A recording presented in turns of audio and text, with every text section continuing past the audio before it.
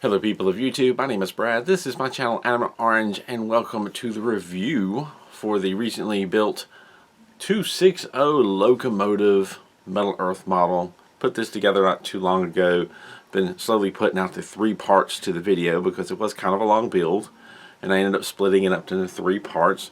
The first part was the actual locomotive itself. I've got that here for you to see.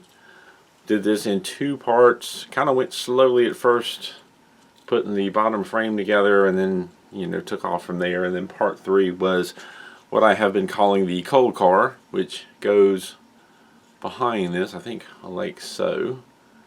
Or the tender, as I'm told that it's called. An individual posted a comment on the part 3 video where I talk about building this, and basically saying it's called the tender, so thank you for that. I'd say their name is a series of Asian, Chinese, or kanji characters. I'm not really sure, so I have no idea how to pronounce the name. But thank you for giving me that piece of information. I looked it up, and yes, tender is another name, or maybe the more proper name for this. But anyway, we're going to talk about the build all together. I've talked a little bit about the build at the end of each video, but assuming you haven't watched that, let's go into it. For starters, of course, we start with the locomotive, and it's a nice model. It was a bit tedious though, and I mentioned that like on Instagram as I was building, and I occasionally take pictures, I post them on Instagram. This is my progress so far, and I made the comment that it was a tedious, a lot of little parts, a little challenging to get the wheels together and get things connected. There's these common thing with the trains, because I remember building the first train that Metal Earth ever put out, and it was tiny thin long parts that bend easy that you put together, and this is no different. And same with the Hogwarts Express. There's long thin tiny pieces that are difficult to hold without warping, or twist tabs without twisting the entire thing. And that's mostly what I'm referring to with tedious. The wheels are tiny, got tiny bars down here, these little tiny braces on the side. Just so many parts about it are tedious. I keep using that word. And I remember getting a response to that asking me, I can't remember if they asked me if it was comparable to Y-Wing or if I mentioned it. I think they asked me, but no, the Y-Wing, far more detailed, far more tiny parts. It took far longer than this. This is a more challenging model just because of all the tiny parts you have to kind of struggle with. Nothing compared to the Y-Wing. So if you built the Y-Wing, you can definitely do this. This will be much easier than doing the Y-Wing. It's not really something that I'd say I'd start with. And one of the things I commented at the end of the first build video that I forgot to mention and talk about in a second. So it took me 2 hours to build this first bottom half of this, and then an hour and a half to build the top half. But if you look at the build video, the total time of it, the bottom half is a shorter video than the top half, if I'm not mistaken. And it's weird that it flip-flops and works that way, but that's because you've got a lot of repetitive parts in this bottom half, and I edited that out. I only need to show you how to build the wheel one time, but you've got several different wheels. You've got 3 on each side, and there's a slight difference in 2 of them compared to the other 4, but not in shaping. It's just that 2 of them have I think 2 of them or 4 of them have a slot in it. I can't remember. But shaping them is just the same. So I skipped some of that stuff, which made it, made the build video shorter when it took longer. And that's something that I try to comment on. These videos may look make it look easier or simpler or go by faster than what it's going to take you to build. And that is an excellent example of how that happens. Whereas the top part was a lot of unique pieces, and I had to show, how to do everything and connect everything. Not a lot of repetitive parts where I can skip and make the build video actually go along faster. So altogether, just putting the locomotive together, we're talking 3.5 hours for me to build all of that. So not a bad time. There's a lot of detail in this, and that's not a bad time frame to put this together with what all it involves. I did comment in the build video that I tried a couple of different methods when it comes to shaping these wheels, because these wheels, compared to a lot of other wheels in Metal Earth, the front flat part of the wheel and the sort of tread, though these don't really have tread, but that actual 3-wheel part of it, what would be the tread on the tire, are all one piece, and the circular outer part, I feel like I should have an example of something so that I'm making some sense. Let's take a moment to pretend this cap right here, this is a cap off of a glue stick, is a wheel. You've got the front part of the wheel, and then you've got what I'm calling the tread, which on a tire there would be some tread there, you know, for when you're driving around. On a railway car, it's just flat steel. But this part right here is part of the front part. They're not two separate pieces. A lot of Metal Earth models, especially the older ones, front piece would be one piece that you cut out of the metal sheets, and this tread would be another piece, and you would take this piece, curve it around, and attach it to the front piece, usually with 2, 3, 4 tabs. With the steam locomotive, this piece right here is split in half and flipped up, so you have the round piece in 2 strips, and you have to fold those strips back and curve them. And I tried a couple of different methods to do that. One of those methods was to curve those side pieces. They're, you know, flat strips sticking on either side, and I curved them and then folded them in the hopes that they would make the round bit. And it made it a lot easier to curve them that way, but then when it come time to fold them in, it was hard to fold them in evenly because they were so thin and they would twist or warp. And I still had to do some touch up after I got it folded. So the second time I did it, those flat pieces on either side of the wheel, I folded in and then tried to curve them.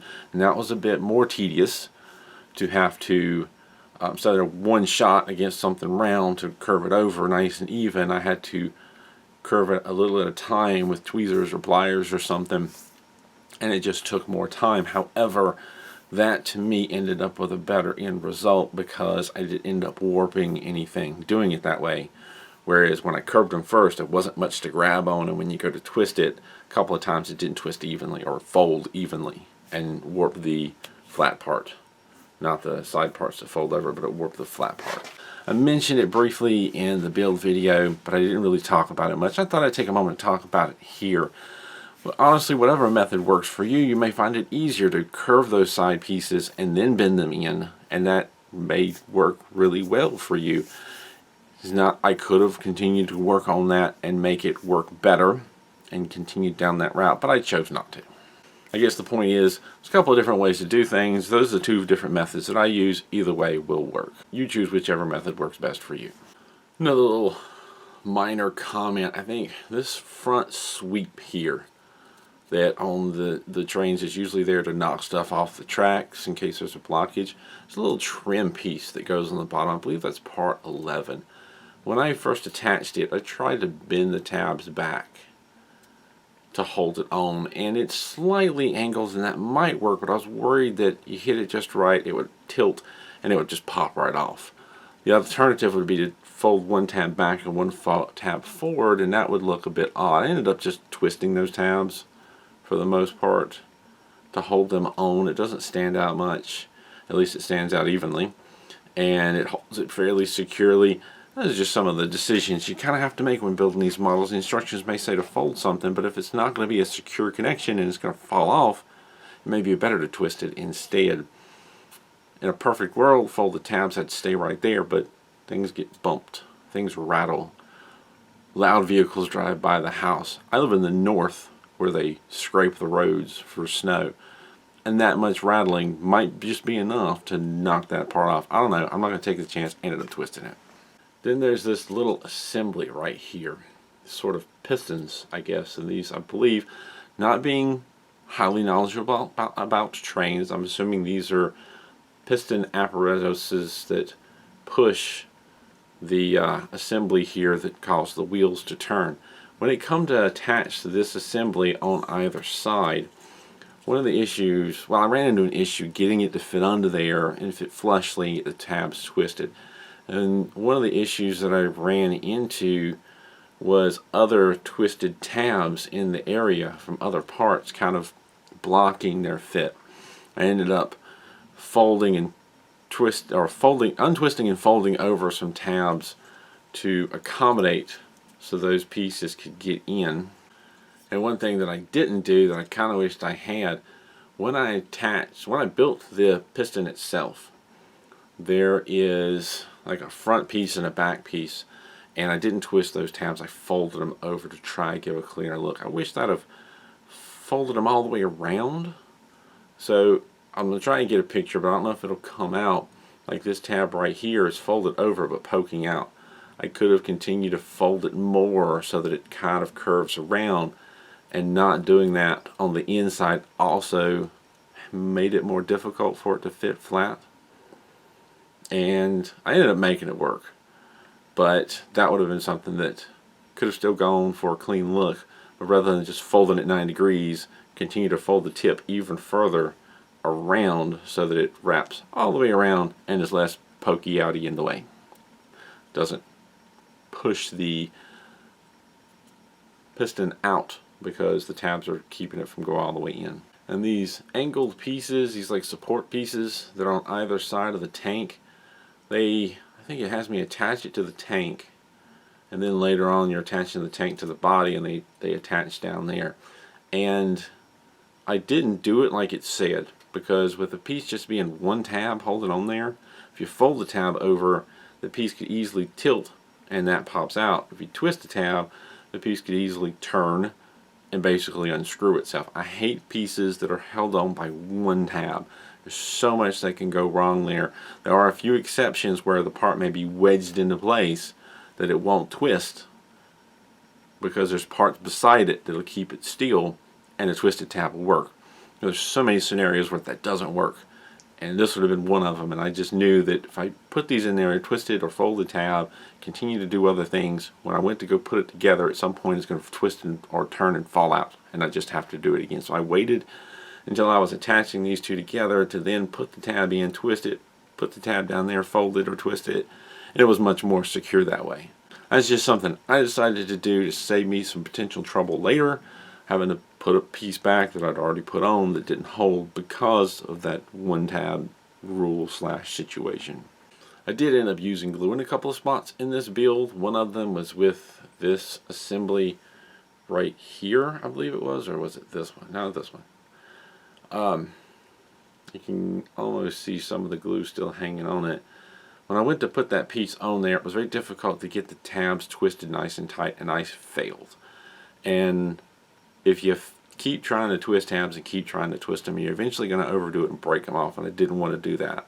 So I left it a little loose and wobbly, and later on just kind of carefully dropped some super glue on there.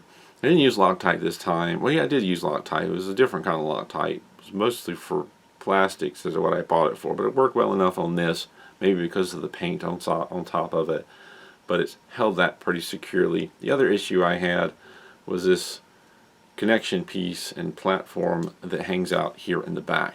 And I believe the main part of this is part 77. And I was actually trying to pay attention to how to fold parts correctly, because right before that I made a mistake and folded a part incorrectly and had to fix it. And I folded this part up and connected pieces around and realized I forgot one of the inner pieces that I was supposed to put in there first before I folded it all the way. So I had to open it back up and disconnect it from something else where I twisted the tabs, and in doing so broke one of the tabs off. So this piece hanging off the back, where you've got it's like a flat piece, and then you've got the round part that's supposed to turn, allow it to turn, and then the connecting rod that would connect to the coal car or tender. I didn't get it quite right, and I broke off one of the tabs. There's only two, and ended up dropping some glue on that to hold it in place, and the glue dried so that that is actually sticking off at a slight angle, and I can no longer turn it. Even though it was supposed to be able to turn, I no longer can because I glued it in place. Because how do you glue the one part right beside it without it carrying over? It carried over, and there you go. People talk about whether or not using glue is cheating. I try not to use it, but there are situations where, oops, I've made a mistake. There's no going back, and I'm not going through this whole build all over again just to not use glue. I'm going to patch it up. We're going to keep going. Everybody makes mistakes. It's fine, but you do you. But I don't see the problem with using the glue occasionally to keep things like this from happening, which at this point, I'm not going to drop glue in there. But yeah, it'd be kind of nice if that weren't so wobbly. Probably not going to stand out once I put this down and quit messing with it. I put it up on the shelf, it's going to be just fine. But yeah. But I feel like I'm really nitpicking with the things that I'm talking about on this model, because it really isn't hard to understand how to put it together. The instructions are clear enough. It's intuitive enough. It wasn't a challenge. There was no situations in this build where I looked at it or looked at the instructions and went, how am I going to do that? Or what am I supposed to do? Or that doesn't make sense. It all made sense. It all came together fairly easily. It's just a lot of tiny parts and some repetitive assemblies. I don't remember there being anything overly challenging with this model. I will say, when building this tank, I did accidentally close it up in the bottom and had difficulty attaching some of these top parts, and that may be, part of the reason that's loose and wobbly. After attaching 2 or 3 of these things, I opened it back up so I could get better access to twist the tabs and close it again. That was me not paying enough attention to the instructions when they don't indicate to close it, and thinking, oh, I'm done here, I'm going to close it up. And I'm a goof, I do that sometimes. I feel like I make these mistakes so that other people don't have to. But really, not a hard build, just a lot of tiny, delicate, detailed parts that you kind of need some experience manipulating and handling to be able to get this put together decently. The part that I broke was just my own not paying enough attention to having to undo and redo something, which is never a good idea.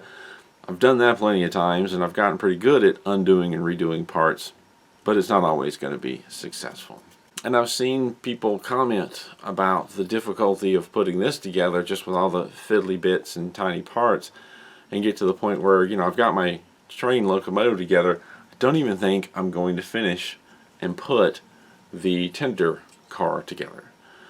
And I think I commented on somebody who responded to somebody who commented about that. Once you get to this part, it's much easier.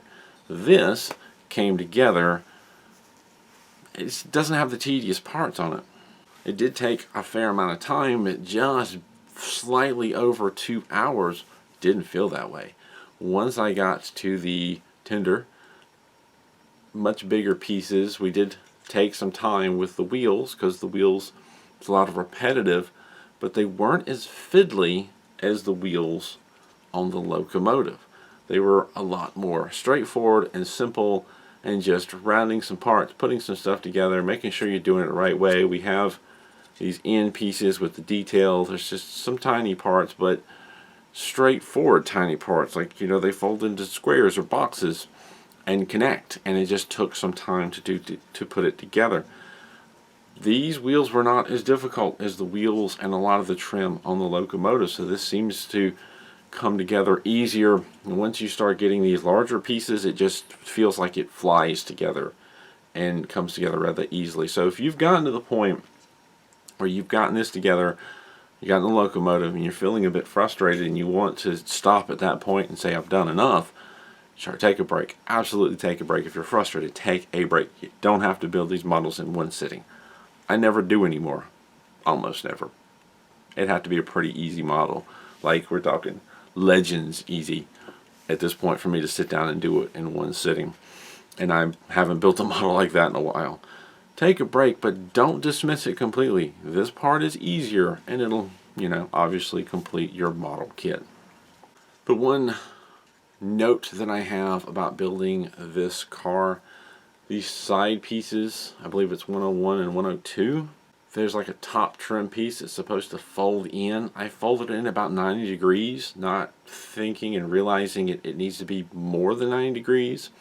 Kind of like, it needs to not just be 90 degrees, but even more so, because this part doesn't just sit on top. It sits angled like this, and that top piece has to fold not quite all the way over, but a good ways.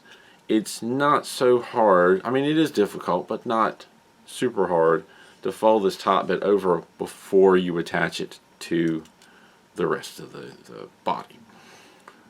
But because I didn't fold it enough the first time, and I attached it, and then I went, oh, I should have folded it more, it was way more challenging to try and finish that fold, and if you look closely at it, it's wonky. It's kind of rippled because at this point I'm trying to do it with the end of just a regular pair of tweezers and go along, and it's, you know, there's not much room to bend down because you hit the other side and you're pretty much done. Wished I could do that over again and fold it more up front and get it right the first time rather than try to fix it later, because once it's on, it's much more difficult. And I could try to put more pressure and just push from the top. I'm afraid I'm going to end up bending the whole thing out of shape, and I don't want to do that. So done the best I can. That's a tip for you when you're doing 101 and 102. Make sure you fold them more than 90-degree angle. I don't want to say how much of an angle, but definitely more. Keep in mind that the part itself is going to sit out, and you want that top part to be flat. So, you know, figure out whatever that angle is and try to shoot for that, so that you don't end up with wonky top like me. All in all, that build took just barely over 5 hours to put together. Not a bad time frame considering the amount of detail that goes into this model. There's such a huge difference between this locomotive and the first locomotive that they ever put out, or Metal Earth ever put out. Of course, I can't really comment about that without actually pulling out the first locomotive that Metal Earth came out with, and that's this silver deal right here. And you can feel the weight difference. It's slight, but I can feel the weight difference between this and this, because this has more bits and parts on it, whereas this is a pretty simple, streamlined, straight on locomotive with not a ton of detail, just some repeating pattern shapes and bits thrown on here and there. It's really, you know, this was pretty cool back when I built it. Don't get me wrong, it was pretty cool. And you can see I had some trouble with this side rail trim piece. And I've had comments from people who know way more about locomotives than me that this isn't quite accurate, or I don't even know that it's that close to accurate for what it's supposed to be. Not going to comment on that because I can't, but the build of it is just really not that much. But if you compare it to the 260 locomotive, got a lot more stuff across the top. You've got the steam pipes and whatnot, and just, I don't even know what the pipes are, kind of hidden down the sides. You know, there's so much more detail in this lantern up here. The bells, a different color, more detail in this back piece. There's just, you know, this actually has the handles on the side. This is just, you know, pretty plain and straightforward and an engraved number. I mean, it's not, this isn't bad, but it's just such a huge difference between the two models, and how far, let's see if I can rearrange here, and how far they've come in what they've created. Not trying to talk down about this, but you know, that's what I'm saying. 2 hours or 5 hours to put these two together when there's just so much more detail to it. Not bad, not bad at all. I think it's worth it. I think the struggle is worth it. I think I've ended up with a really nice looking model, set of models, because we have the locomotive and the tender to put on my shelf, and it's pretty awesome. And one more thing I want to talk a little bit about on this build that I meant to mention at the end of each video, or at least one of the videos, and I kept forgetting about. If you've seen the build videos for the 260 locomotive, you may have already noticed a slight difference in the tools that I use. You may have noticed some extra tools. In this build, I was trying out something new, and it was a product that was recommended to me by Richard Kroll, and I just sat here and dropped it. It is a set of tweezers called Such a Tweeze, and I'm giving these a try. Eventually, if I like them, and so far, not bad, I might do a little bit of a tools and tips video about them, but I like to try things out a little while before I jump into the whole, hey, here's something new that I've been doing. But this is a set that was on Amazon called Such a Tweeze, and it comes with a set of 4 tweezers. A couple of them being very similar, or very much like the sets that you would get in the older Iconics style models, you know, back when they came with tweezers. Just, we've got this very basic set, and this is similar to what I frequently use, where the tip is flat but slightly angled. And I've had several of these sets from older Iconics. This comes with that. And then we have the almost identical ones where it just ends in very flat tip, and it's nice to have this. I think I've had this in the Iconics. I may still have one somewhere, but I've just never put it in circulation of using it. But there are situations where being able to come straight on top of something and twist it is absolutely fantastic. There are situations where it's nice to have a slight angle on twisted tabs or on the part that you're bending. So having those two options will be great. But then we also have this mostly pointed pair, which I've found useful in a few cases. It doesn't quite replace the precision tweezers that I'm normally using, but it's nice to have. And then one that I'm really starting to like is this third set or fourth set right here, where it's a very angled flat blade.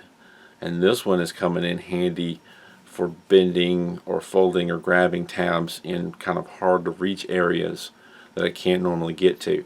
So I am finding them very useful. I can see these replacing the Iconic set that I normally use. Not that there's anything wrong with it.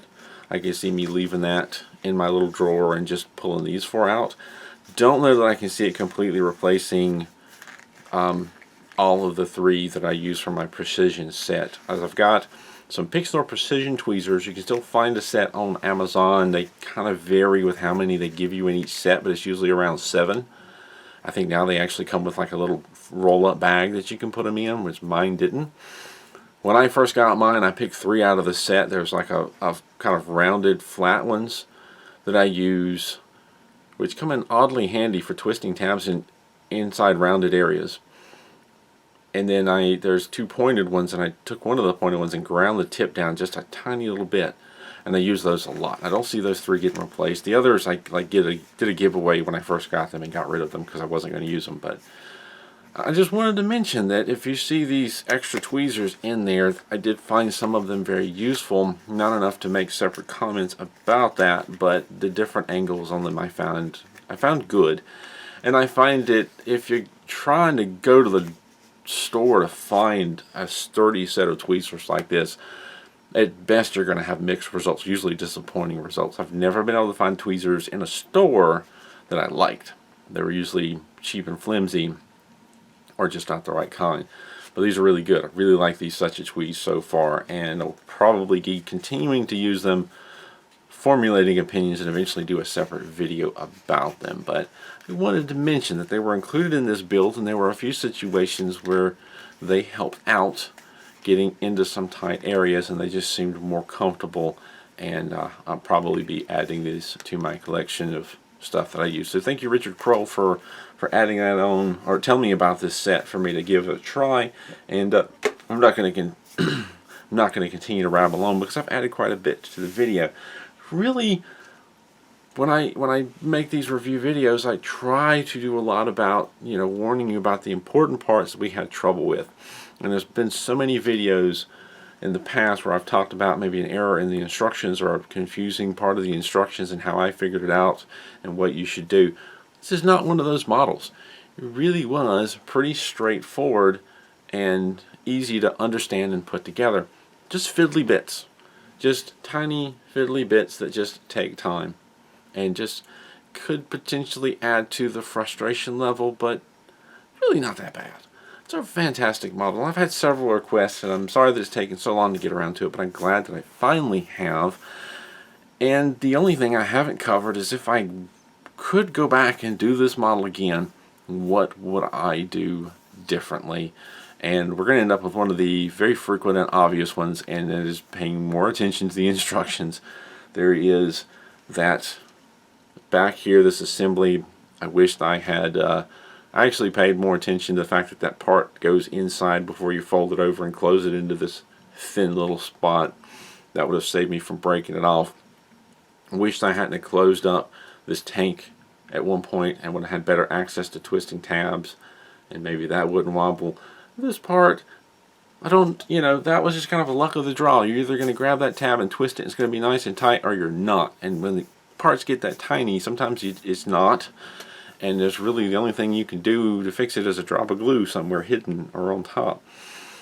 The other big one is, I've already mentioned it, and that's the railings on this tender.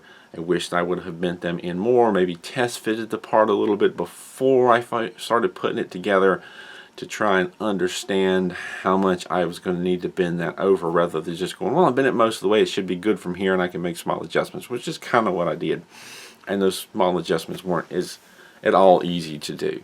So pretty much what I would do differently if I had it to do again is all related to mistakes that I made and oversights and maybe rushing on my part, and nothing to do with how the instructions tell you to do anything. They were pretty good this time, so well done, Metal Earth.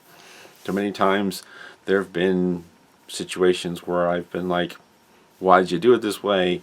I guess if I was going to nitpick, I think there was a part of the instructions where a similar part was colored a similar shade, or a shade of the same basic color.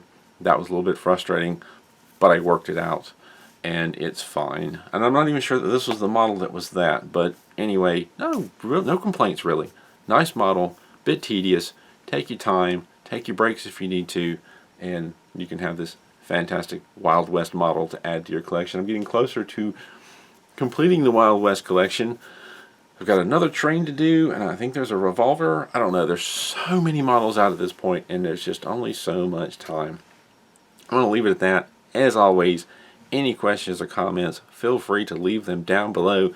If you want more details, I have, like I said, 3 build videos on this. The first 2 are just for the locomotive itself. Part 1 basically covers the frame and these wheels and, you know, front piece. Part 2 is everything above that, the tank, all the bits and trim on top, and, you know, putting that together. And part 3 is the coal car or tender that follows behind. It's got its own video, so maybe you only need help with one section, you only need to watch that one video, but they're out there, and I'll try to link to some of those down below, or at the end of this video. I'll definitely have a link to at least part 1 and part 3, so you can get the separate sections. And I'll leave it at that. As always, thank you for watching. Thank you to my Patreon supporters for continuing to support this channel.